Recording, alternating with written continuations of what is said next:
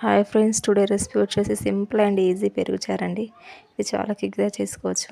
దానికోసం ఒక బౌల్ తీసుకొని అది హీట్ అయ్యాక దాంట్లో ఆయిల్ వేసుకొని ఆయిల్ హీట్ అయిన తర్వాత దాంట్లోకి పోపు దినుసులు, జీలకర్ర, ఆవాలు అట్లా యాడ్ చేసుకోవాలండి. అవి కొంచెం కలర్ చేంజ్ అయిన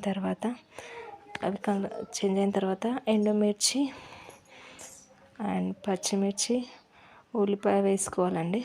ఇవి వేసుకొని ఒకసారి మిక్స్ చేసుకొని దాంట్లోకి కరివేపాకు, కొద్దిగా పసుపు వేసుకొని మరొకసారి మిక్స్ చేసుకోవాలి.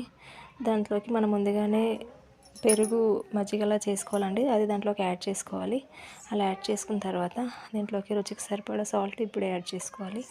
రుచికి సరిపడా సాల్ట్ యాడ్ చేసుకొని ఒకసారి కలుపుకోవాలండి. ఇలా కలుపుకొని